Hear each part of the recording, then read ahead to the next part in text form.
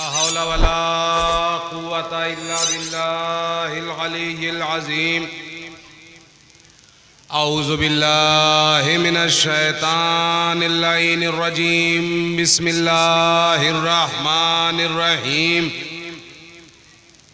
الحمد لله الذي هدانا لهذا وما كنا لنهتدي لولا أن هدانا الله لقد جاءت رسل ربنا بالحق الصلاة والسلام والتحية والإكرام مولانا ومولا الثقلين جد الحسن والحسين أبي القاسم محمد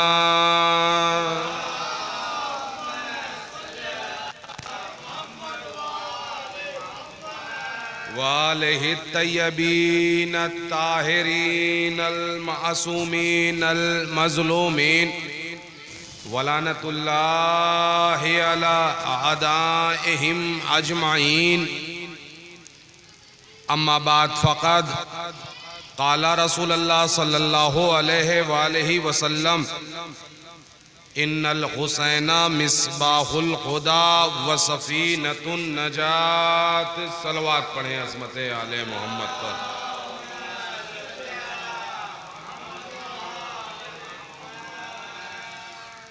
میرے محترم سامعین حضرات، میرے ہمسن و کمسن نوجوان برادران، ماتم داران مظلوم کربلا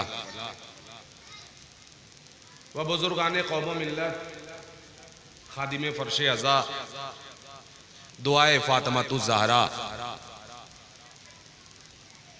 ماشاءاللہ ہر سال کی طرح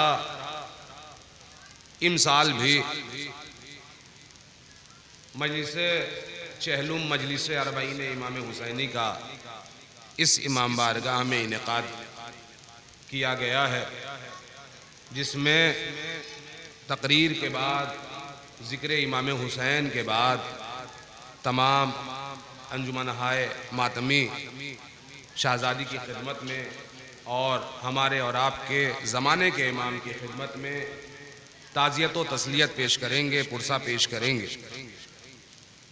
پوری دنیا میں امام حسین مظلوم کربلا کا ذکر ہو رہا ہے، پوری دنیا میں امام حسین مظلوم کربلا کا چہلم منایا جا رہا ہے۔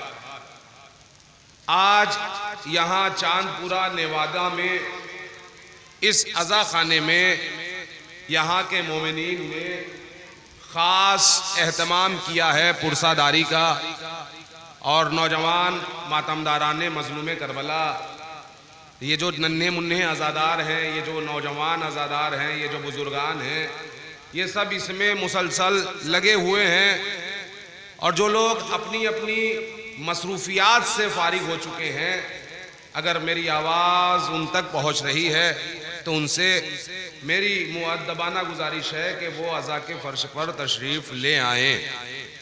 عزیزوں، پھر حیات نے ہمیں موقع دیا یا نہ دیا، چونکہ اربعین امام حسینی یہ وہ اربعین ہے، یہ وہ چہلم ہے، یہ وہ غم ہے کہ جس کی تمنا شہزادی زینب ام کلثوم نے کی ہے، جس کی تمنا امام سید سجاد نے کی ہے کہ امام کی نگاہوں کے سامنے باپ کا جنازہ پڑا رہا، امام کے ہاتھوں میں ہتھکڑیاں، پاؤں میں بیڑیاں، اور مخدرات عصمت و طہارت اسیر ہیں، ایک رسن میں بستہ ہیں، انہیں دیار بدیار پھرایا جا رہا تھا، اور بہن تڑپ رہی تھی، ایک طرف بیٹا تڑپ رہا تھا، شہیدوں کے وارثین تڑپ رہے تھے کہ ہم اپنے چاہنے والوں کا غم نہیں منا سکے، ہم اپنے چاہنے والوں کا ماتم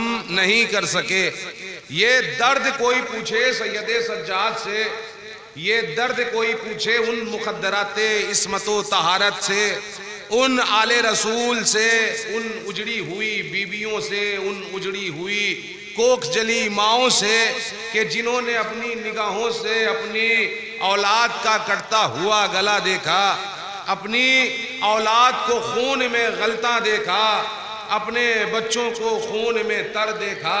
یہ درد کوئی ان سے پوچھے کہ یہ درد کیا ہے؟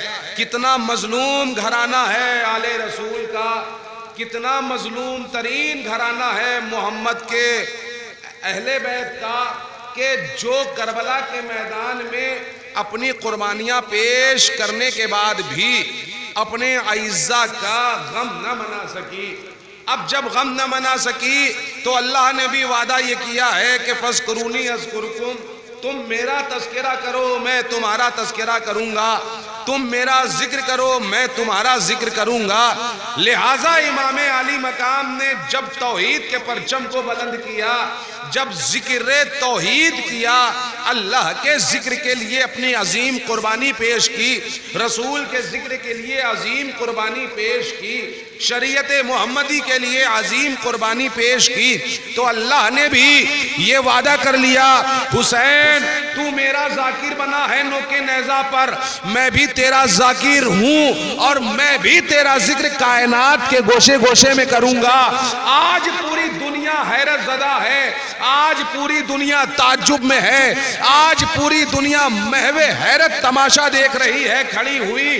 جہاں کہیں بھی حسین کا ماتم ہوتا ہے لوگ حیرت زدہ ہو کر دیکھتے ہیں کہ یہ کیا ہو رہا ہے، لوگ مٹانے کی بھی کوشش کرتے ہیں، لوگ اس عزا کے خلاف بدعت کے فتوے بھی دیتے ہیں تاکہ اس میں شرکت کرنے والے افراد شریک نہ ہو سکیں، یعنی اس میں ساتھ نہ دے سکیں۔ مجمع کو توڑنے کی کوشش کی جاتی ہے، عزاداروں کے درمیان پھوٹ ڈالنے کی کوشش کی جاتی ہے، مومنین کے خلاف دوسرے مسلم بھائیوں کو کھڑا کرنے کی کوشش کی جاتی ہے، فتوے لگا لگا کے بدعت کے۔ لوگ یہ چاہتے ہیں کہ ہم عزاداری سید الشہداء کرنے سے انہیں روک لیں گے، ہم ذکر امام حسین روک لیں گے، ہم اہل بیت کا ذکر روک لیں گے، تو یہ ان کی غلط فہمی ہے۔ کیوں؟ اس لیے کہ شام کے بازار میں اور شام کے دربار میں جب شہزادی عالمہ غیر معلمہ شہزادی زینب پہنچی ہیں تو شہزادی زینب نے یزید سے مخاطب ہو کر کے کہا تھا، جب یزید کے سپاہی بڑھ بڑھ کر انعام لے رہے تھے کہ ہم نے اس کے اکبر کو مار دیا، ہم نے اس کے قاسم کو مار دیا، ہم نے اس کے بھائی کو مار دیا، ہم نے ان کے اہل خانہ کو مار دیا، ہم نے ان کی نگاہوں کے سامنے ان کے بچوں کو مارا، لوگ اپنا اپنا جرم قبول کر کے اپنا اپنا بڑا سر بلند کر کے کہتے تھے کہ ہم نے اس کے بھائی کو مارا ہے، ہم نے اس کے علمدار کو مارا ہے، ہم نے اس کے سپہ سالار کو مارا ہے، ہم نے ان کے گھر والوں کو مارا ہے۔ لوگ اپنا اپنا کارنامہ بیان کرتے تھے۔ جو عظیم گناہ کیا تھا، یزید جو تخت خلافت پر بیٹھا تھا وہ انہیں انعام دے رہا تھا، لوگ انعام کی لالچ میں کربلا میں جمع ہوئے تھے، یزید کے بھیجے ہوئے تھے، وہ انعام بانٹ رہا تھا کہ جو بھی آئے اپنا بتائے کہ کس نے کسے مارا ہے، آ کر انعام لے جائے۔ وہ ہنس رہا تھا، کس لیے ہنس رہا تھا کہ میں نے رسول کے نواسے کو مار دیا، میں نے ان کے گھرانے کو قتل کر دیا، میں نے ان کی اولادوں کو مار دیا۔ وہ ہنس رہا تھا۔ ایک مرتبہ اس نے قرآن کی آیت پڑھی کہ وَتُعِزُّ مَن تَشَاءُ وَتُذِلُّ مَن تَشَاءُ، عزت و ذلت اللہ کے اختیار میں ہے۔ اس کے جواب میں عالمہ غیر معلمہ نے شہزادی زینب نے کہا کہ اللہ اگر ظالموں کو چھوٹ دیتا ہے تو اس لیے دیتا ہے تاکہ آخرت میں انہیں دردناک عذاب میں مبتلا کیا جائے۔ بھائی سلامت رہے، سلامت رہے۔ بھائی اس لیے مبتلا کیا جاتا ہے کہ تاکہ انہیں یا علی یا علی اللہم صلی اللہ محمد، کہ اس لیے انہیں مبتلا کیا جاتا ہے۔ اللہ ظالموں کو چھوٹ اس لیے دیتا ہے، ان کی رسی کو ڈھیل اس لیے دیتا ہے تاکہ انہیں سخت سے سخت عذاب میں مبتلا کیا جائے، تاکہ وہ عذاب جہنم کا مزہ لے سکے۔ اب اس کے بعد وہ تخت پر اترا رہا تھا، خلیفہ بنا بیٹھا تھا، دنیا والوں نے اسے خلیفہ بنایا ہوا تھا، دنیا والوں کا بنایا ہوا خلیفہ وہ اپنے آپ کو خلیفۃ المسلمین کہہ رہا تھا. اب جب خلیفۃ المسلمین کہہ رہا تھا، لوگوں کو انعام بانٹ رہا تھا، فخر کر رہا تھا کہ ہم نے اسے مار دیا، ہم نے ان کے ذکر کو مٹا دیا، تو عالمہ غیر معلمہ نے شام کے دربار میں آنکھوں سے آنکھیں ملا کے اس ملعون سے کہا تھا، او یزید بے حیا، تو صحیح تو نے ہمیں قتل کر دیا، تو نے ہماری اولادوں کو مار دیا، لیکن خدا کی قسم قیامت تک تو ہمارا ذکر روک نہیں سکتا، ہمارا ذکر تو نہیں روک سکتا. یہ قیامت تک ذکر باقی رہنے والا ہے، یہ قیامت تک. یا علی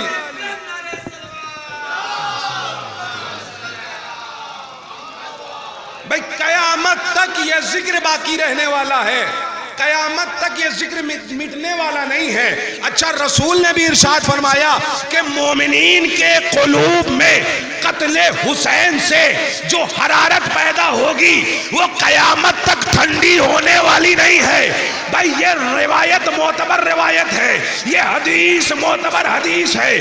رسول نے کہا ہے کہ قتل حسین سے مومنین کے قلوب میں جو حرارت پیدا ہوگی یہ حرارت قیامت تک ٹھنڈی نہیں ہوگی، قیامت تک ٹھنڈی نہیں ہوگی.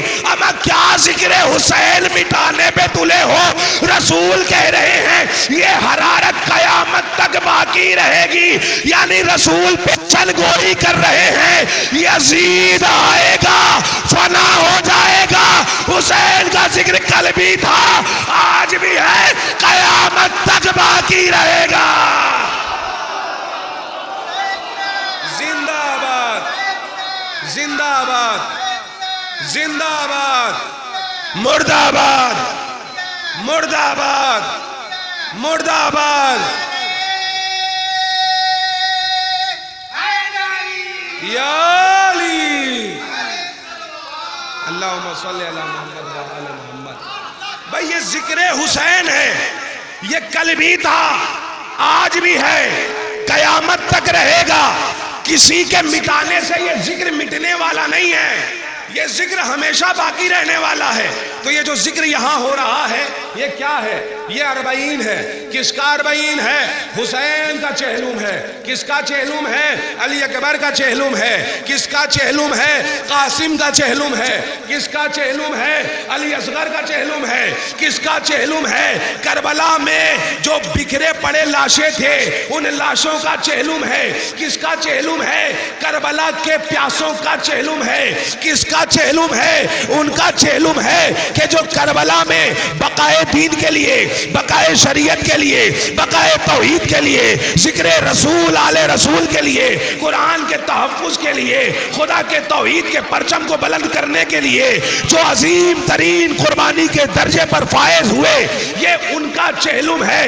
اب جو قرآن پڑھتا ہے، جو توحید کا ذکر کرتا ہے، جو ذکر توحید کرتا ہے، جو قرآن پڑھتا ہے، جو لا الہ الا اللہ کہتا ہے، جو محمد الرسول اللہ کہتا ہے، جو قرآن پر ایمان رکھتا ہے، جو قرآن پر ایمان رکھتا ہے، جو اللہ پر ایمان رکھتا ہے، جو رسول پر ایمان رکھتا ہے، اس کی ذمہ داری یہ ہے کہ جس کی وجہ سے قرآن باقی ہے، جس کی وجہ سے ذکر توحید ہو رہا ہے، جس کی وجہ سے کلمہ پڑھا جا رہا ہے، ان کے چہلم میں شامل ہو جائے.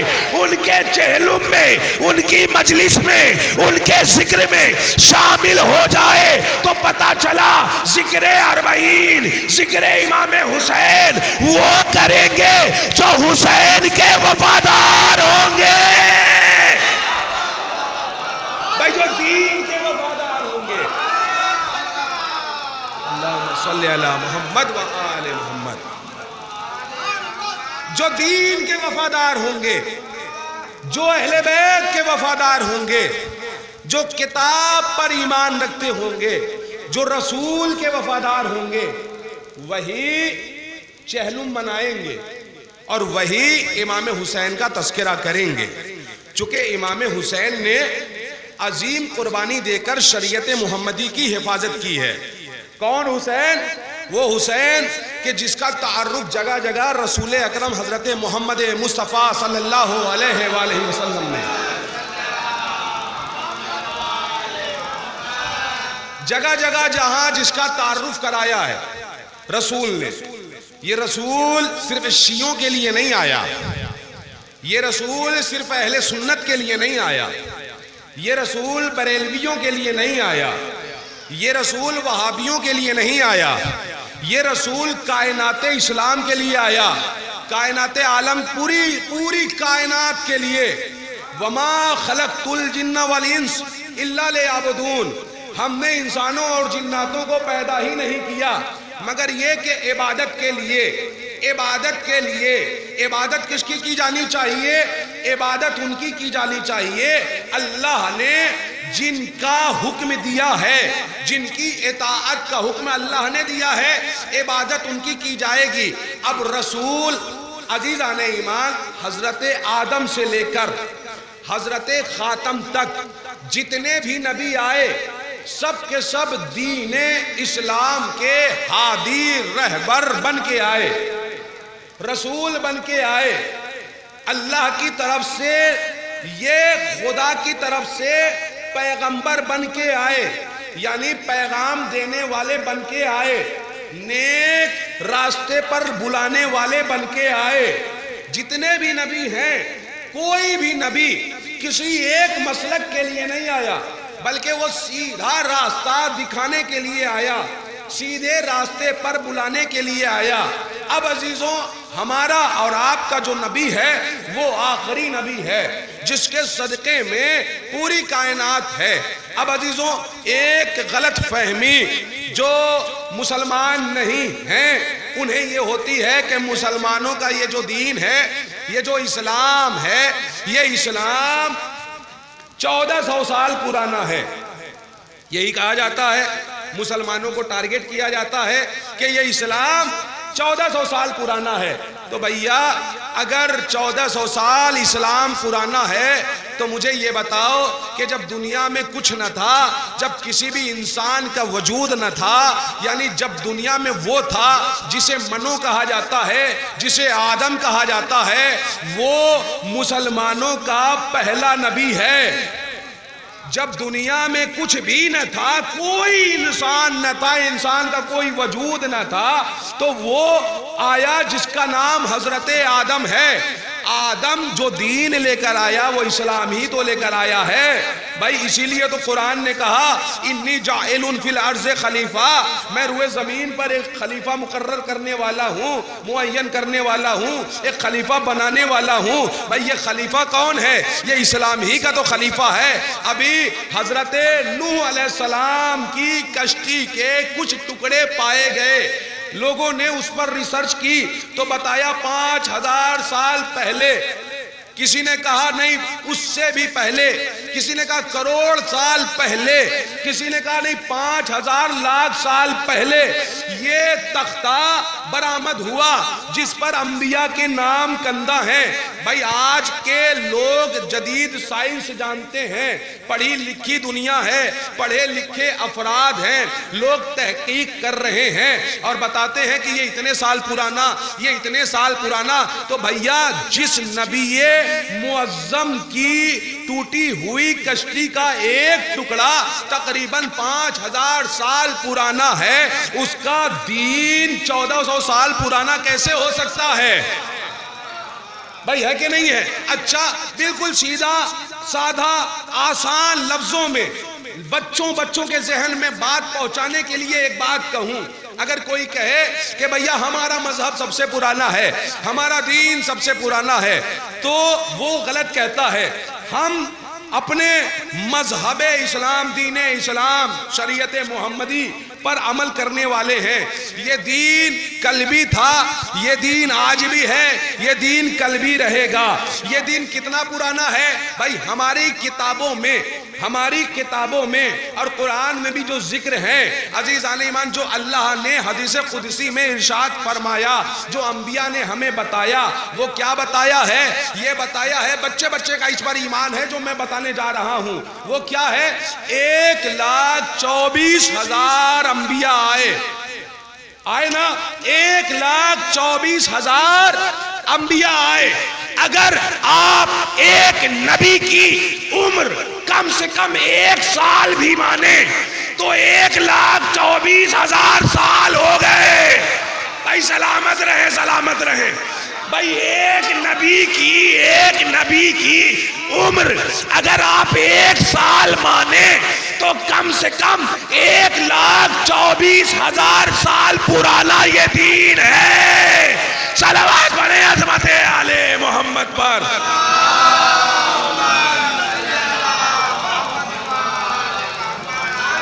تو بھائی یہ ہے دین. ہاں یہ دین وہ ہے کہ جو بہت پہلے سے ہے. یعنی جب لفظ جب بھی نہ تھا تب بھی یہ تھا، جب لفظ کب بھی نہ تھا تب بھی یہ تھا، جب وقت کی تخلیق نہ ہوئی تھی تب بھی یہ تھا. وقت ان کے سامنے وجود میں آیا. یہی وجہ ہے کہ یہ جب چاہتے ہیں وقت کو روک دیتے ہیں. نہیں تو روزے عاشورہ کوئی مجھے بتائے کہ 72 قربانیاں ایک دن میں کیسے ممکن ہے کہ قربانیاں بھی ہو جائیں.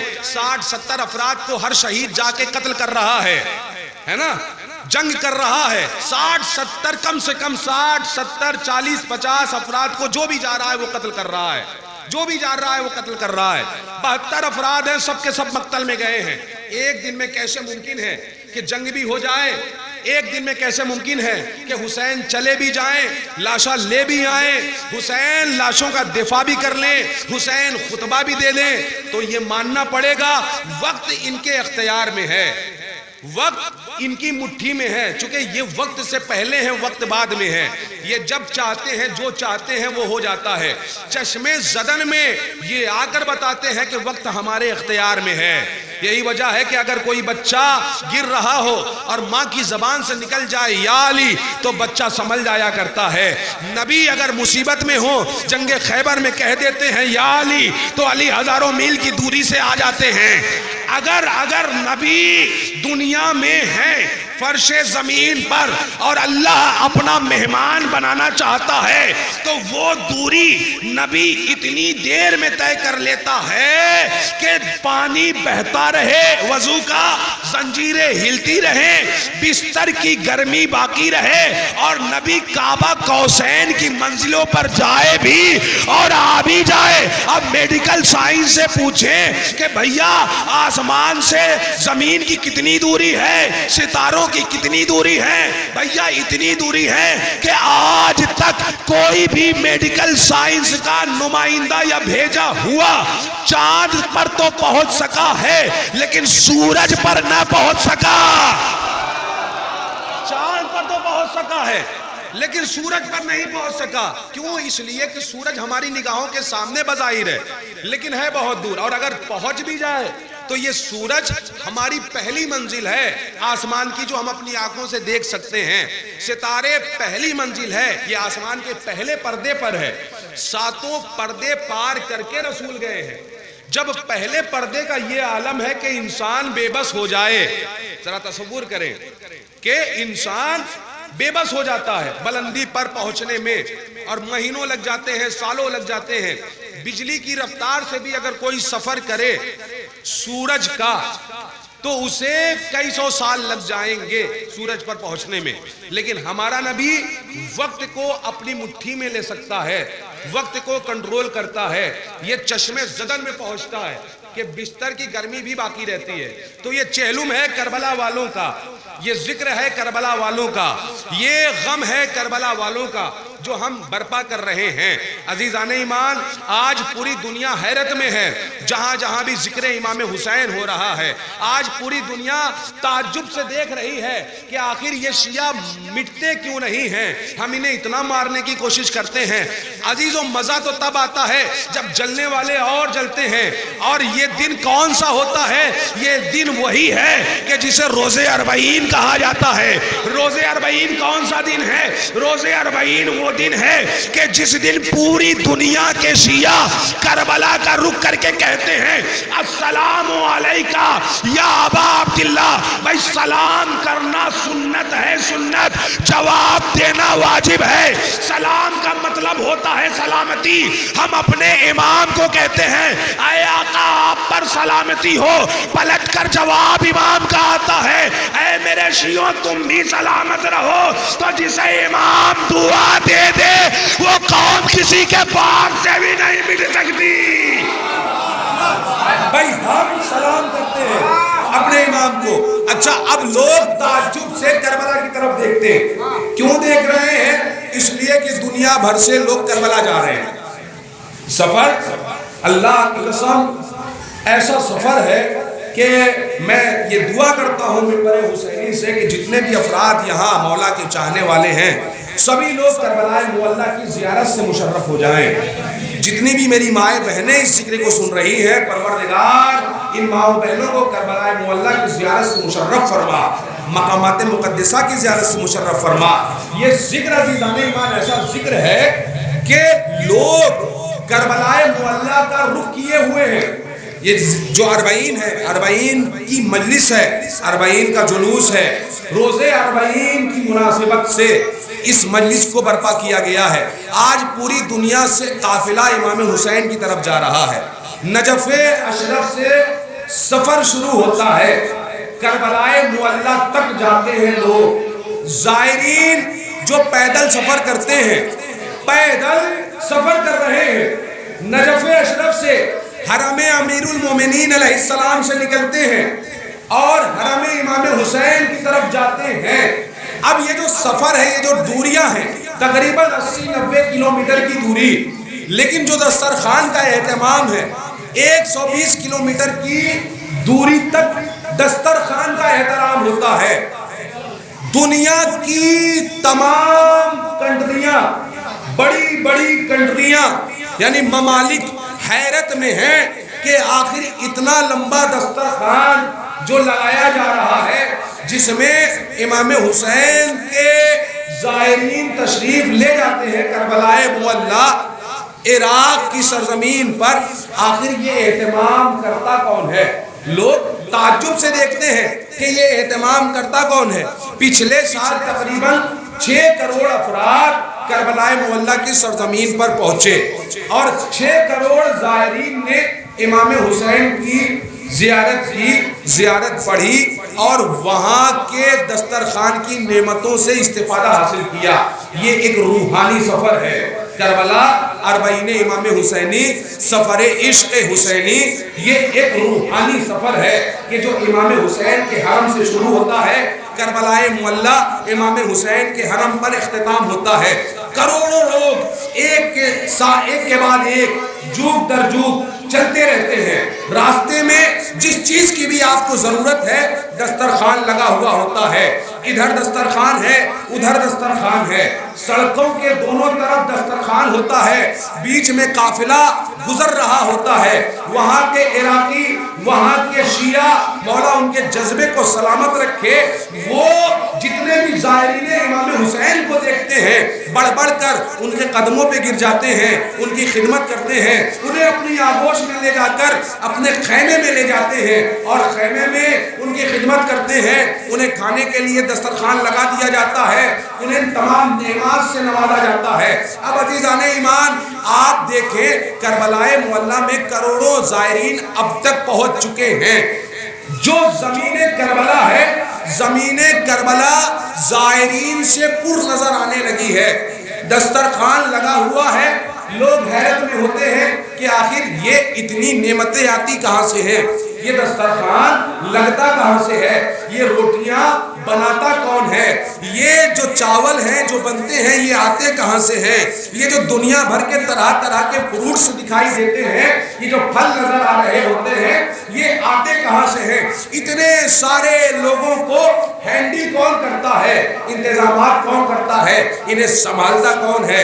بھائی حج کے موقع پر بھی لوگوں کی بھیڑ اکٹھا ہوتی ہے، زائرین جمع ہوتے ہیں. جب ان کا شمار کیا جاتا ہے تو کم سے کم 25 سے 50 لاکھ کی بھیڑ بتائی جاتی ہے کہ 25 لاکھ 50 لاکھ حد سے حد 1 کروڑ تک زائرین جمع ہو جاتے ہیں حجاج کرام مکہ میں. لیکن مکے کی حکومت سے, سعودیہ حکومت سے لوگ سوال کرتے ہیں کہ بھیا آپ انتظامات تو کرتے ہیں لیکن ہر سال کوئی نہ کوئی حادثہ پیش ہو جاتا ہے, کوئی نہ کوئی حاجی شہید ہو جاتا ہے. احرام مکہ, احرام حج باندھے ہوئے مکے کے شہر میں, خانہ کعبہ کے شہر میں ایسے ایسے حادثے ہو جاتے ہیں کہ جس میں لوگ دنیا سے رخصت ہو جاتے ہیں. یعنی حرم کے اندر دنیا سے رخصت ہو جاتے ہیں. کچھ نہ کچھ حادثہ ہو جاتا ہے کہ جس میں حجاج شہید ہو جاتے ہیں, دنیا سے رخصت ہو جاتے ہیں. بھیڑ کتنی رہتی ہے؟ 25 لاکھ. بھیڑ کتنی رہتی ہے؟ 50 لاکھ. زیادہ سے زیادہ 1 کروڑ. لیکن عزیزان ایمان, یہ ہے خانہ کعبہ. جس نے خانہ کعبہ کو بچایا ہے, جب اس کے دروازے پر, جب اس کے روضے میں لوگوں کی بھیڑ لگنا شروع ہوتی ہے تو یہ مجمع لاکھوں میں نہیں ہوتا بلکہ یہ مجمع کروڑوں میں ہوتا ہے. 1 کروڑ, 2 کروڑ, 3 کروڑ, 4 کروڑ, 5 کروڑ, 6 کروڑ تک یہ مجمع پہنچتا ہے. دنیا والے حیرت کرتے ہیں انہیں سنبھالتا کون ہے, ان کا انتظام کون کرتا ہے. تو عراق کی سرزمین سے وہاں کی حکومت اپنے دونوں ہاتھوں کو بلند کر کے کہتی ہے کہ ہم نہیں سنبھالتے بلکہ عراق کا بادشاہ ہے عباس, جو حسین کے لشکر کا علم بردار ہے. ہم آقا عباس کے سپرد کر دیتے ہیں, زائرین کی حفاظت ہو جاتی ہے. صلوات پڑھیں عظمت آل محمد پر.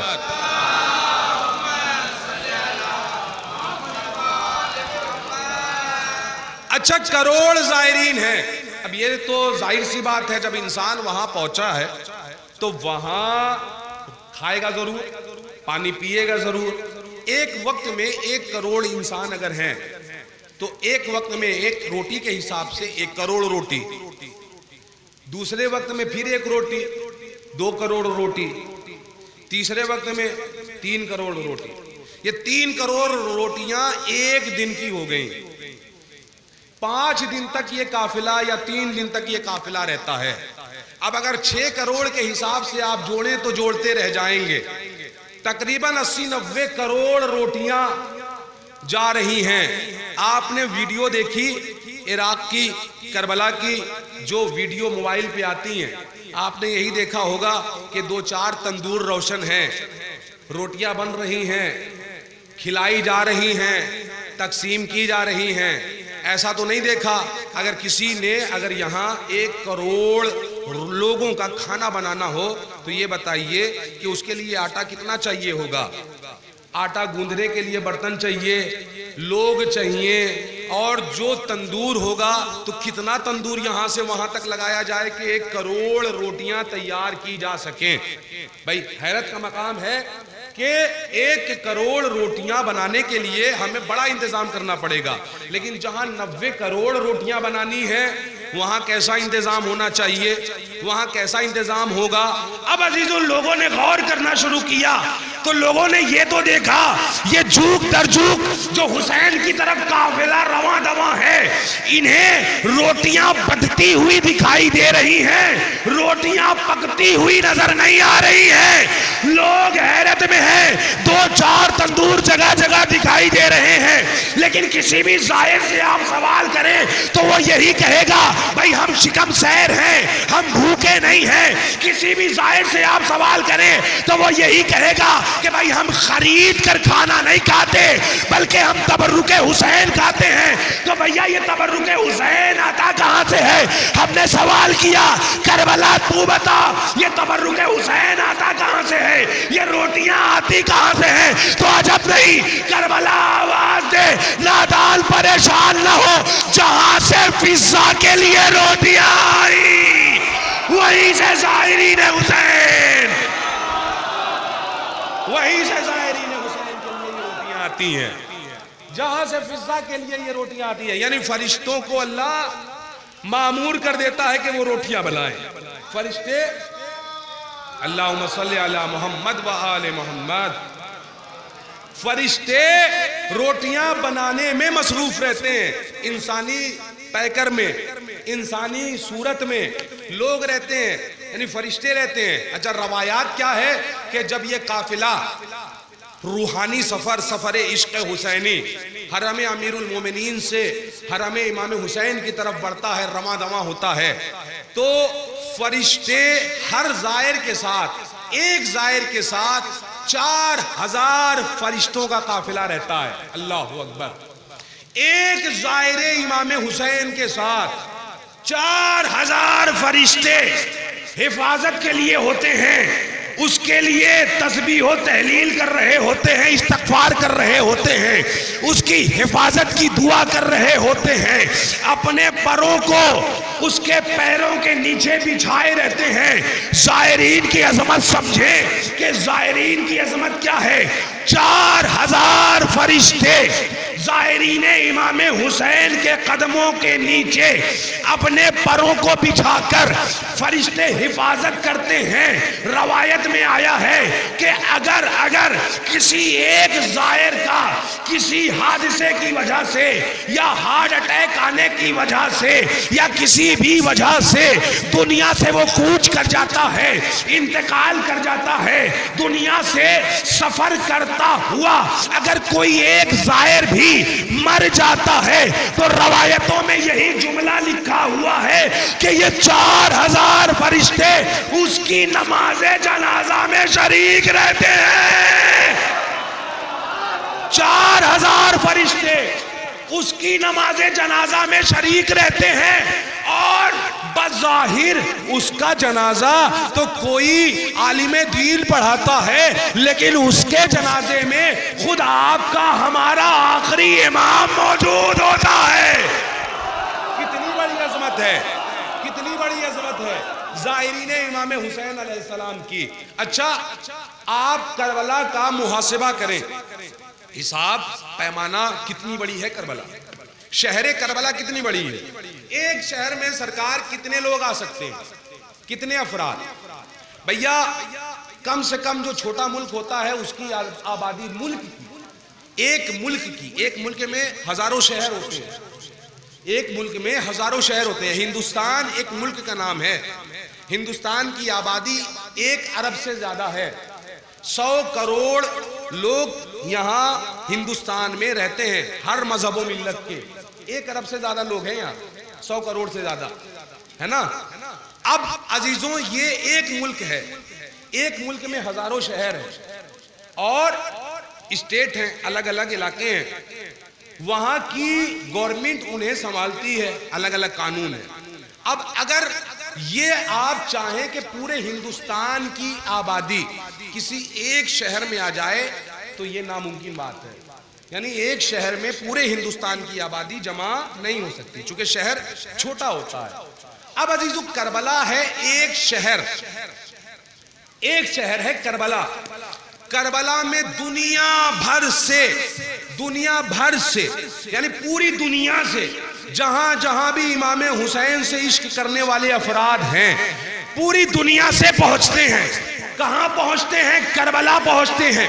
کربلا ایک شہر ہے، ایک شہر میں کم سے کم 40-50 لاکھ انسان رہ سکتے ہیں آرام سے اگر رہیں تو، یعنی 40 لاکھ 50 لاکھ 1 کروڑ مان لیجئے کہ اس کی لمبائی اور چوڑائی کے حساب سے 1 کروڑ ایک شہر میں آ سکتے ہیں۔ ذرا تعجب تو کریں کہ بھائی کربلا میں تصور کریں کہ 5 کروڑ 6 کروڑ یہ جو زائرین کربلا میں جمع ہوتے ہیں تو یہ کیسے ممکن ہوتا ہے کہ زمین تنگ نہیں ہوتی، پانی کی کوئی کمی محسوس نہیں ہوتی، کوئی پیاسا نہیں ہوتا، نہ کوئی پانی کی کمی محسوس ہوتی ہے، نہ کھانے کی کمی محسوس ہوتی ہے، نہ زمین کی کمی محسوس ہوتی ہے۔ بھائی ہونا تو یہ چاہیے جہاں 1 کروڑ 2 کروڑ 4 کروڑ 5 کروڑ جمع ہو رہے ہیں وہاں ہونا تو یہ چاہیے کہ وہاں زمین تنگ پڑ جائے، پانی کم پڑ جائے، لیکن ہم دیکھتے ہیں نہ پانی کی کوئی کمی ہوئی نہ زمین کی کوئی کمی ہوئی۔ کیوں نہیں ہوئی؟ تو ہم نے غور کیا تو کیا دیکھا کہ امام حسین ہیں علی کے بیٹے، امام حسین ہیں فاطمہ کے بیٹے، امام حسین ہیں نواسہ رسول، امام حسین کے بابا کا نام ہے ابو تراب، امام حسین کی ماں کا نام ہے فاطمہ، اور فاطمہ کے مہر میں ہے پانی، فاطمہ کے مہر میں ہے فاطمہ کے مہر میں ہے پانی۔ علی ہے ابو تراب، فاطمہ پانی کو حکم دیتی ہے، پانی کم نہیں ہوتا، علی زمین کو حکم دیتے ہیں، زمین پھیل جاتی ہے، زمین تنگ نہیں ہوتی۔ صلوات پڑھے عظمت آل محمد پر۔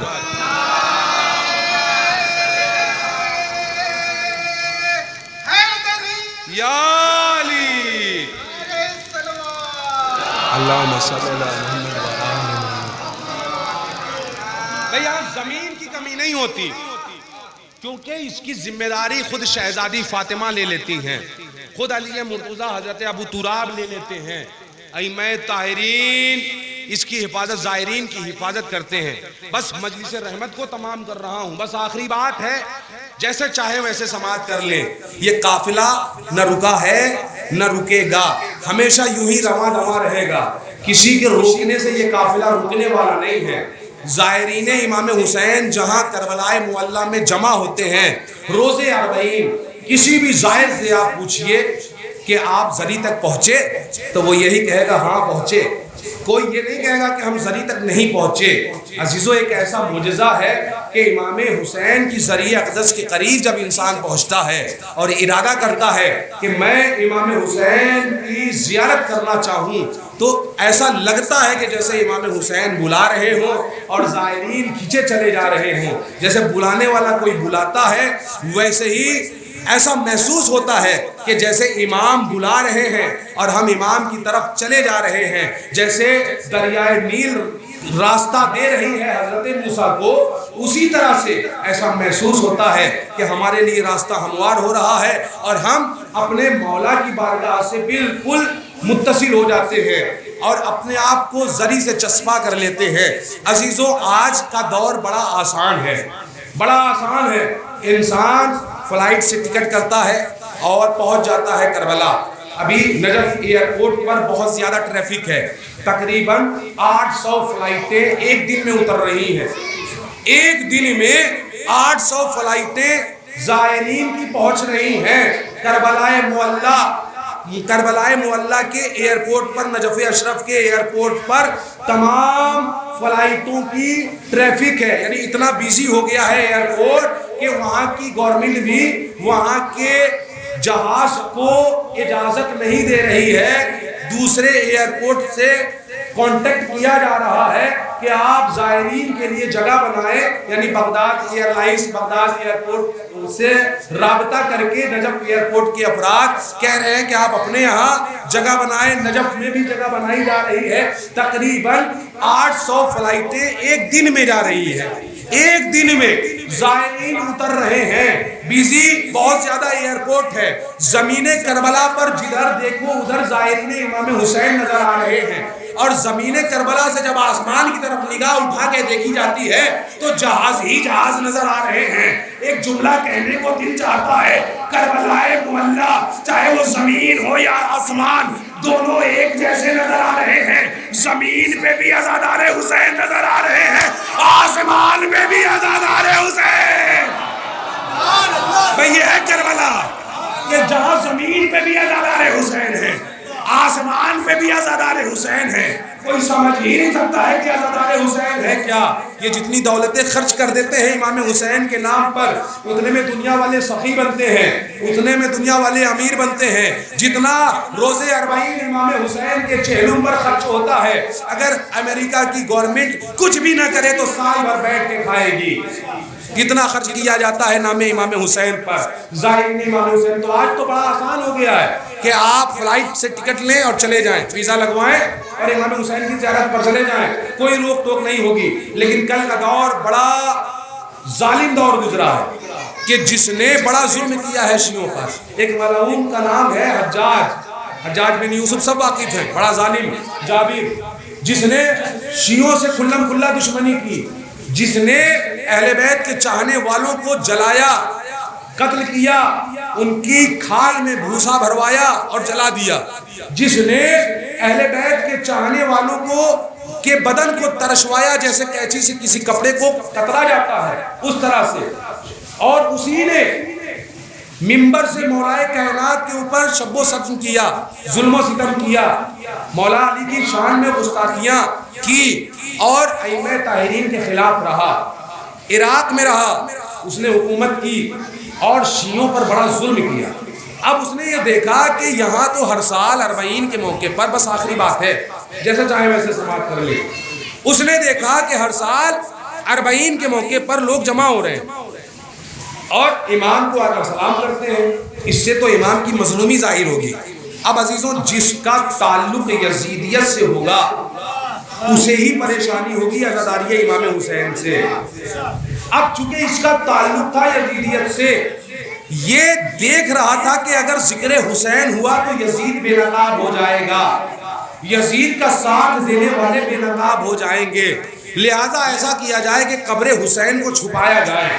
قبر حسین کو چھپانے کی کوشش کی لیکن اس میں ناکام رہا، یہاں تک کہ حل چلوانے کی کوشش کی، اس میں بھی ناکام رہا، قبر حسین پر گھوڑے دوڑانے کی کوشش کی، اس میں بھی ناکام رہا، جانوروں کو مار مار کے قبر حسین سے گزارا جاتا تھا لیکن جانور اپنا قدم آگے نہیں بڑھاتا تھا. جانوروں کو بھی معلوم تھا کہ امام کا احترام کیا ہے، یہ جانور تو جانتے ہیں کہ امام کا احترام کیا ہے، لیکن یہ انسانی صورت میں جو حیوان ہے اسے نہیں معلوم کہ امام کسے کہتے ہیں.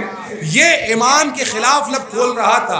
اب اس نے دیکھا کہ اب میں ایسا کام کروں گا کہ جس سے زائرین امام حسین کی آمد و رفت میں رکاوٹ آ جائے گی.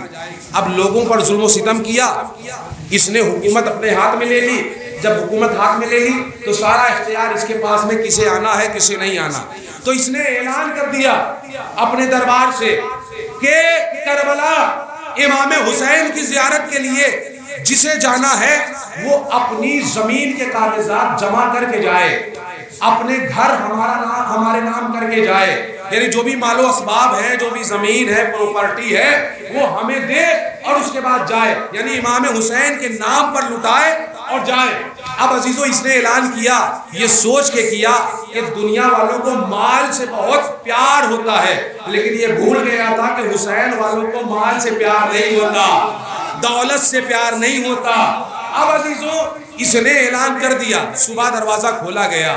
جب دروازہ کھولا تو اس کے وزیر نے کیا دیکھا کہ دربار کے باہر بہت زیادہ مجمع لگا ہوا ہے، لوگوں کے ہاتھوں میں کاغذ اور قلم ہے. ایک مرتبہ سوال کیا گیا، کیوں آئے ہو؟ کہا ہم اپنی زمینیں دے کے کربلا جانے کے لیے آئے ہیں، اپنے گھر کے کاغذات لائے ہیں، جو کچھ بھی ہمارے پاس ہے ہم آقا کے نام کر دیں گے، یعنی امام حسین کے نام پہ قربان کر دیں گے اور چلے جائیں گے. اسے ہماری زمین لینی ہے تو لے لے، مکان لینا ہے تو لے لے، گھر لینا ہے تو لے لے، لیکن پھر بھی ہم کربلا جائیں گے. اب اس نے دیکھا بھائی میں تو روکنا چاہتا تھا، یہ تو رکے نہیں، اب کیا کیا جائے. اب ایک مرتبہ اس نے پھر اعلان کیا، اب اگر کسی کو جانا ہے تو زمین سے کام نہیں چلے گا. کہا پھر کیا کرنا ہے؟ کہا آپ جسے بھی جانا ہے وہ اپنا ایک ہاتھ کٹوائے اور حسین کی جا کر زیارت کرے، اپنا ایک ہاتھ کٹوائے حسین کی جا کے زیارت کرے. اگلے دن دروازہ کھلا تو کیا دیکھا؟ جتنا مجمع آیا تھا اس سے کئی گنا زیادہ لوگ آئے ہیں، کئی گنا لوگ آئے ہیں. سوال کیا کیوں آئے ہو؟ کہا کل جن کے پاس زمین تھی وہ آئے ہیں، آج ہم وہ لوگ ہیں جن کے پاس اللہ نے ہاتھ دیے ہیں. ہمارے پاس زمین نہیں ہے کہ ہم دے سکے، ہمارے پاس ہاتھ ہے جو حسین کے نام پہ قربان. صلوات کرے عظمت آل محمد پر.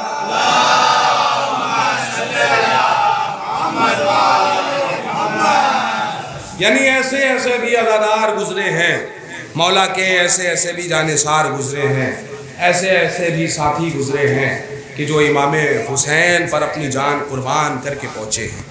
آج بڑا آسان ہو گیا ہے۔ عزیزوں، ہمیں دعا کرتے رہنا چاہیے کہ ہم امام مظلوم کربلا کے ذکر کو اسی شان سے کریں جس طرح سے ایک سچا عزادار کرتا ہے۔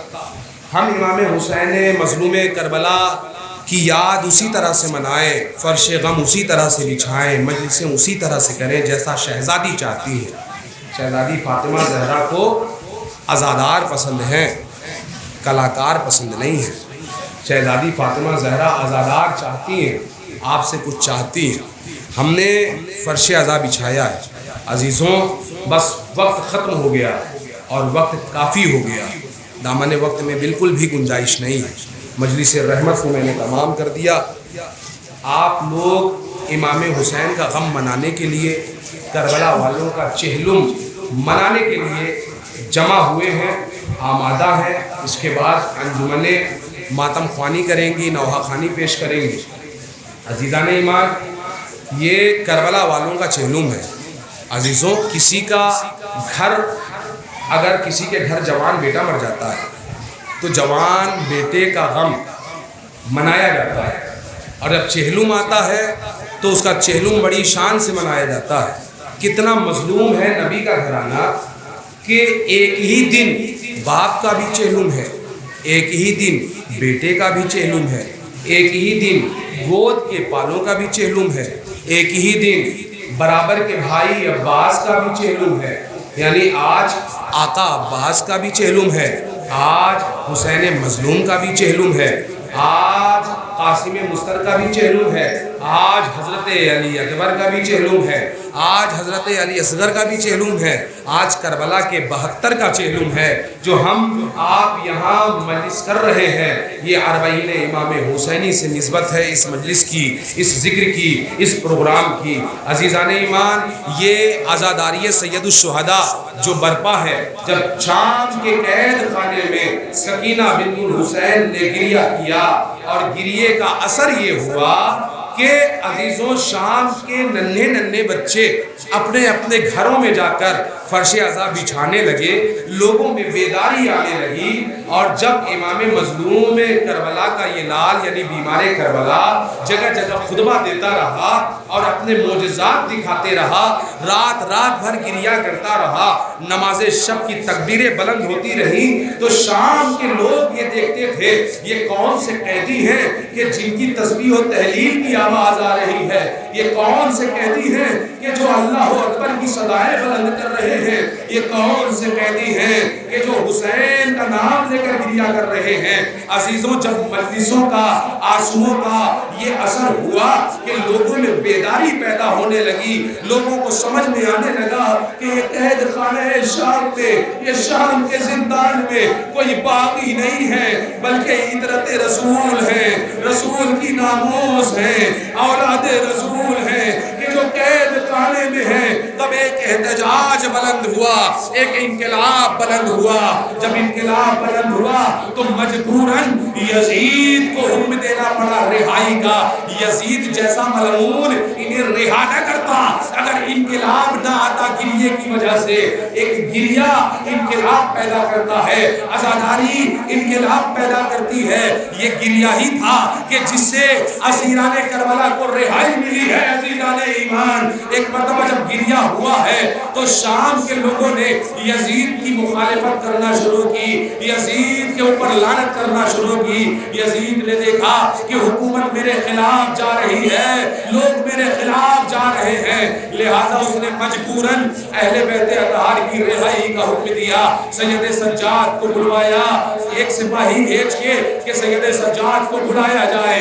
سید سجاد کو جب بلایا ہے، شہزادی زینب گھبرا گئی، پریشان ہو گئی کہ میرے بھتیجے کو کہاں حکومت کے لوگ لے کے جا رہے ہیں۔ اب عزیزوں، جب سید سجاد کو بلایا گیا، جب سید سجاد کو سپاہی لے کر گیا تو حداد کو بلوایا گیا، یعنی زنجیر کاٹنے والے کو، لوہار کو بلوایا گیا۔ زنجیریں کاٹی گئی، ہتکڑیاں کاٹی گئی، گلے سے توقے خار جب نکالا ہے تو حداد بے ہوش ہو گیا ہے۔ گلے کے زخم سے جب خون نکلا ہے تو وہ خون دیکھ کر بے ہوش ہو گیا، زخم امام دیکھ کر بے ہوش ہو گیا، ہاتھوں کی کلائیوں کے گوشت زنجیریں کھا چکی تھی. یہی وجہ ہے کہ ہمارا اور آپ کا آخری امام کہتا ہے میرا سلام ہو اس مظلوم امام پر جس کے ہاتھوں کا گوشت زنجیریں کھا گئی. اللہ اکبر. جس کے ہاتھوں کا گوشت زنجیریں کھا گئی. تصور تو کریں آپ عزیزان ایمان اس جملے میں کتنا درد ہے. عزیزوں آزاد ہو گئے سید سجاد. ہاتھوں سے ہتھکڑیاں جدا ہو گئی, پاؤں سے بیڑیاں جدا ہو گئی, گلے سے توقع خاردار جدا ہو گیا. اب یہ سید سجاد ایک مرتبہ اپنے پورے وجود کے ساتھ پھوپھی زینب کے قریب پہنچے. جیسے ہی زینب نے اپنے بھتیجے کو زنجیروں سے آزاد دیکھا, ایک مرتبہ پھوپھی کی آنکھوں میں آنسو آ گئے. ارے باہیں پھیلا دی میرے سجاد, تجھے آزادی مل گئی, تیرے ہاتھوں سے زنجیریں کٹ گئی. اے میرے لال, یہ تیری پھوپھی تیرے بابا کا پرزہ پیش کر رہی ہے. عزیزان ایمان ایک مرتبہ یزید کا سپاہی آیا. اس نے کہا سید سجاد یزید یہ چاہ رہا ہے کہ آپ چاہیں تو یہی رہے, آپ چاہیں تو اپنے گھر مدینے چلے جائیں, آپ کی جیسی مرضی ہو. تو سید سجاد نے کہا اس بارے میں میں اپنی پھوپھی زینب سے مشورہ کر لیتا ہوں جیسا میری پھوپھی اماں کہے. ایک مرتبہ سید سجاد سے شہزادی زینب کہتی ہیں اے میرے لال سید سجاد تم وقت کے امام ہو, اس سے کہہ دو کہ ہم اپنے شہیدوں کو روک نہ سکے ہیں, ہم ماتم نہ کر سکے ہیں, ہمارے لیے سب سے پہلے ایک حجرہ خالی کروا دے جس میں ہم فرش غم بچھا کر اپنے شہیدوں کا ماتم کر لیں. اللہ اکبر. عزیزان ایمان ایک مرتبہ شہزادی زینب نے کہا کہ ہمارے وارثوں کے سر کو ہمیں واپس کر دیا جائے تاکہ ہم اسے اپنے ہاتھوں سے دفن کر دیں. پھر شہزادی نے کہا سید سجاد یزید سے کہہ دو کہ جو ہمارے تبرکات لوٹے گئے تھے وہ تبرکات واپس کر دیے جائیں تاکہ ہم وہ امانتیں اپنے پاس رکھ لیں. عزیزان ایمان لیجئے, ایک حجرہ خالی ہو گیا. ایک حجرے میں تمام بیویاں بیٹھ گئی, تمام بیویاں ماتم کرنے لگی, تمام بیویاں ذکر کر رہی تھی. ایک مرتبہ شہداء کے سر آنے شروع ہوئے. قاسم کا سر آیا, حضرت ام فروہ نے بڑھ کے لیا. اکبر کا سر آیا, حضرت ام لیلہ نے بڑھ کے لے لیا. ارے اون و محمد کے ننھے ننھے سر آئے, شہزادی زینب نے بڑھ کے کلیجے سے لگایا. میں بہت جلدی مصائب پڑھ رہا ہوں عزیزان ایمان. ایک مرتبہ ایک ننھا سا سر آیا کہ جسے علی اصغر کا سر کہا جاتا ہے. حضرت ام رباب نے دیکھا, ارے اپنے کلیجے سے لگایا. اپنے کلیجے سے لگانے کے بعد علی اصغر کے رخساروں کا بوسہ دیا. ایک جملہ کہا ام رباب نے, اے میرے لال علی اصغر کیا تیرے جیسے بچے بھی نہر کیے جاتے ہیں؟ کیا تیرے جیسے بچے بھی نہر کیے جاتے ہیں؟ جزاکم ربکم خیر الجزا. خدا آپ کو کوئی غم نہ دے سوائے غم سید الشہداء کے. ہاں ماتمداران مظلوم کربلا سر آ رہے ہیں. ایک مرتبہ امام حسین مظلوم کا سر آیا. شہزادی زینب نے بڑھ کے اپنے بھائی کا سر لیا. اب عزیزان ایمان ایک سر آنے سے پہلے ایک آواز بلند ہوئی. آواز کیا بلند ہوئی؟ الحجاب الحجاب. اے بیویوں خبردار, بیویوں پردہ کرو. اب علمدار کا سر آ رہا ہے. ایک مرتبہ کلثوم کی آواز بلند ہوئی, میرے بھیا عباس کا سر میرے حوالے کیا جائے. ارے عباس کے سر کو کلثوم نے اپنے کلیجے سے لگایا. آواز دی ہے میرے بھیا, ارے تیرے بعد ہمارے سروں سے چادریں چھین لی گئی. جزاکم ربکم خیر الجزا. خدا آپ کو کوئی غم نہ دے سوائے غم سید الشہداء کے. بہت جلدی مصائب کو تمام کر رہا ہوں, مجلس رحمت کو تمام کر رہا ہوں. ہاں عزیزان ایمان سر آ گئے. ایک مرتبہ امانتیں آنا شروع ہوئی. ایک مرتبہ ایک ملعون ایک انگوٹھی لے کے آیا. ایک مرتبہ سید سجاد نے وہ انگوٹھی لی, بوسہ دیا. شہزادی زینب نے کہا میرے لال یہ انگوٹھی کیسی ہے؟ کہا ایک ملعون نے میرے بابا کے کے ہاتھوں میں جو انگوٹھی تھی وہ انگوٹھی اتارنی چاہیے. ارے جب وہ انگوٹھی نہ اتری تو اس نے میرے بابا کی انگلی کو شہید کر دیا اور انگوٹھی کو اپنے پاس رکھ لیا. یہ میرے بابا کی انگوٹھی ہے جو میرے پاس آئی ہے. عزیزو تھوڑی دیر کے بعد خون میں ڈوبی ہوئی ننھی ننھی بالیاں آئی ہیں. جیسے ہی بالیاں آئی حضرت ام رباب کو دی گئی. ارے حضرت ام رباب نے وہ ننھی سی بالیاں اپنے ہاتھوں میں لی, بوسہ دیا, اے میری لاڈلی سکینہ, ارے یہ تیرے کانوں کی بالیاں ہیں کہ شمر ملعون نے چھینی تھی. اے میری لاڈلی سکینہ, ارے کیا وطن نہ چلو گی, رہائی مل گئی. جزاکم ربکم خیر الجزا.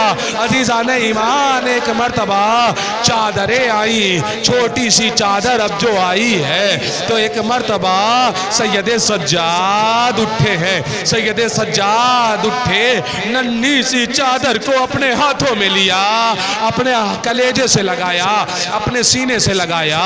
سید سجاد نے اپنی پھوپھی شہزادی زینب سے کہا, اے پھوپھی اماں ذرا میرے بازوؤں کا سہارا دیجئے, بازوؤں کو سہارا دیجئے. ایک مرتبہ شہزادی زینب نے بھتیجے کو سہارا دیا.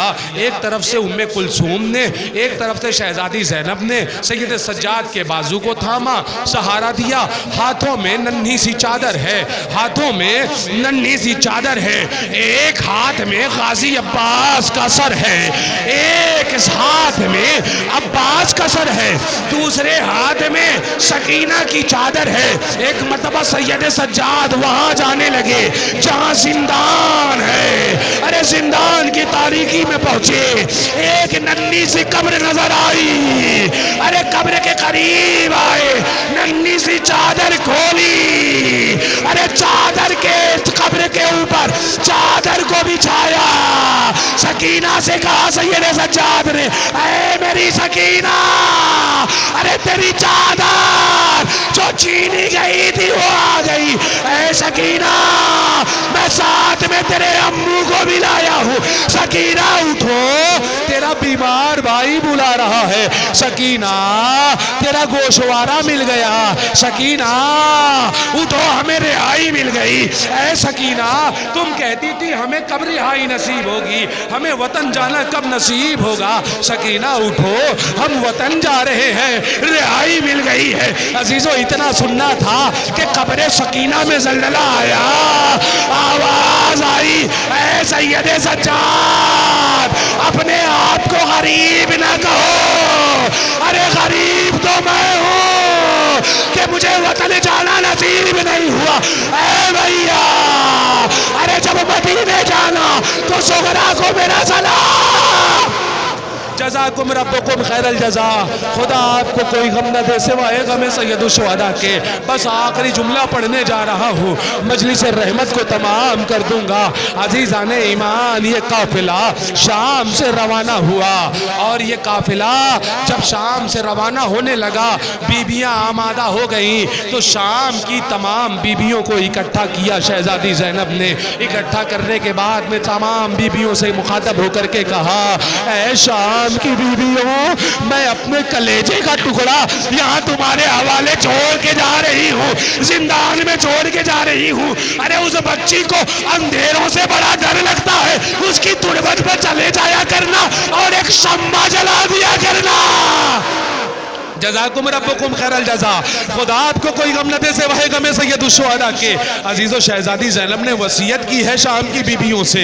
اب روانہ ہونے لگی, شام کی بیبیاں روانہ ہونے لگی. اب عزیزان ایمان ایک مرتبہ ایک راستے میں پہنچی ہیں کہ راستے میں امام کے غلام نے کہا کہ مولا یہاں سے راستہ مدینے بھی جاتا ہے اور یہاں سے راستہ کربلا بھی جاتا ہے. مولا اگر کہیں تو کربلا کی طرف سے چلا جائے جس سے وارثوں کے لاشوں پر سلام کر لیا جائے. ایک مرتبہ سید سجاد نے کہا قافلہ کربلا کی طرف سے لے کر چلا جائے تاکہ ہم اپنے وارثوں کی تربت کی زیارت کر لیں, 40 منا لیں, چہلم منا لیں. اب عزیزان ایمان لیجئے, یہ لٹا ہوا قافلہ ارے کربلا کی سرزمین پر پہنچا. کربلا میں سب سے پہلا ظاہر ہے جابر ابن عبداللہ انصاری جو اپنے غلام کے ساتھ کربلا پہنچے ہوئے ہیں. ارے کربلا میں حسین کی قبر کی زیارت کر رہے تھے کہ جابر ابن عبداللہ انصاری کے غلام عطیہ نے دیکھا کہ گرد اٹھ رہی ہے صحرا میں. ایسا لگتا ہے کہ جیسے کوئی قافلہ آ رہا ہے. ایک مرتبہ حضرت جابر ابن عبداللہ انصاری اور ان کا غلام وہاں جھاڑیوں میں چھپ جاتے ہیں اور یہ دیکھتے ہیں کہ آخر یہ کیسا قافلہ ہے. اب عزیزان ایمان سید سجاد جب کربلا کی سرزمین پر پہنچے ہیں, جب سرزمین کربلا پر پہنچے ہیں تو نگاہ پڑی جناب جابر ابن عبداللہ انصاری پر. ارے نانا کے صحابی پر نگاہ پڑ گئی. پہلی مرتبہ کوئی اپنا دکھائی دیا. ارے سید سجاد نے باہیں پھیلا دی. اے نانا کے صحابی میرے سینے سے لگ جاؤ.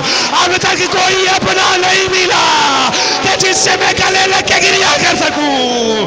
عزیزان ایمان ایک مرتبہ سید سجاد جابر کے گلے لگ کے خوب روئے, خوب گریا کیا اور ایک مرتبہ جابر سے کہا نانا کے صحابی اب یہاں سے آپ دور چلے جائیں, اس لیے کہ میری پھوپھیاں میرے بابا کی تربت پہ آئیں گی, میرے بابا کی تربت پہ بیان کریں گی, میرے بابا کی تربیت پر مرثیہ پڑھیں گی. آپ یہاں سے دور چلے جائیں. اب عزیزان ایمان ایک مرتبہ جابر ابن عبداللہ انصاری کہتے ہیں کہ مولا میں تو نابینا ہوں, میں انہیں نہیں دیکھ سکتا. ایک مرتبہ سید سجاد نے کہا جابر تم انہیں دیکھ نہیں سکتے ہو لیکن انہیں سن تو سکتے ہو. میری پھوپھیاں بلند آواز میں گریا کریں گی. عزیزو جابر ابن عبداللہ انصاری دور چلے گئے کربلا کے صحرا کو چھوڑ کر. ایک مرتبہ علی کی بیٹیاں آئی. ارے جیسے ہی بیویوں نے اپنے اپنے وارثوں کی قبر دیکھی قبروں پر خود کو گرا دیا. ارے بیان کرنا شروع کیا. علی کی بیٹیوں نے زینب و ام کلثوم نے حسین کی تربت پہ خود کو گرایا. آواز دی اے بھیا آپ کے بعد ہمیں تیار بدیار پھرایا گیا. اے بھیا ہم آپ سے شرمندہ ہیں, آپ کی امانت کو ہم زندان میں کھو کے آئے ہیں. اللہ اکبر. عزیزان ایمان بیبیاں گریا کر رہی تھی, کربلائے معلیٰ کی زمین لرز رہی تھی. سید سجاد یہ دیکھ رہے تھے کہ تمام بیبیاں گریا کر رہی ہیں, غش میں چلی جاتی ہیں, گریا کر رہی ہیں, غش میں چلی جاتی ہیں. عزیزان ایمان ایک مرتبہ سید سجاد جو قافلہ لے کے کربلا میں پہنچے تھے, یہ قافلہ 3 دن سے زیادہ روکا نہ گیا بلکہ سید سجاد نے امام بن کے حکم دیا کہ اے پھوپھی اماں میں امام وقت ہوں, یہاں سے جتنی جلدی ہو سکے چلا جائے, یہاں 3 دن سے زیادہ رکا نہیں جا سکتا. کہیں ایسا نہ ہو کہ آپ روتے روتے دنیا سے رخصت ہو جائیں, دنیا سے رخصت ہو جائیں. اب عزیزان ایمان ایک مرتبہ شہزادی زینب کہتی ہیں میرے لال عابد بیمار سید سجاد مجھے میرے علمدار کی قبر پہ تو لے گئے جاؤ, مجھے سید سجاد عباس کی قبر پہ تو لے کے چلو.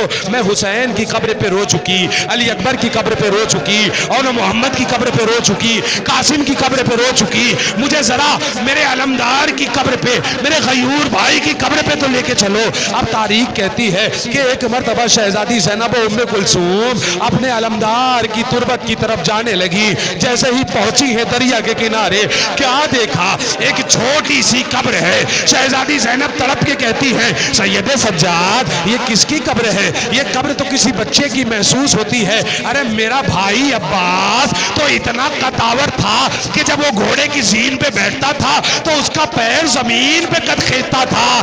اے سید سجاد یہ تو تربت کسی ننھے سے بچے کی نظر آتی ہے, یہ تو تربت ایسی لگتی ہے جیسے کسی 6 مہینے کے بچے کی ہو.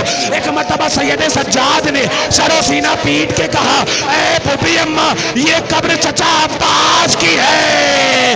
ارے جب میں دفن کرنے کے لیے لاشا سرزمین کربلا پہ آیا, ارے جب میں قبر عباس کے قریب آیا, لاش عباس کے قریب آیا, میں نے چاہا کہ لاشا اٹھاؤں تو لاشوں پہ اتنے گھوڑے دوڑائے گئے تھے کہ لاشے کی ہڈیاں چور چور ہو گئی تھی. جگہ جگہ سے لاشیں ٹوٹ ٹوٹ کے بکھر رہے تھے. میں نے ایک ابا کے دامن میں چچا عباس کے لاشے کو یخنی بنائی، عباس کے لاشے کو تربت میں رکھا، دفن کر دیا۔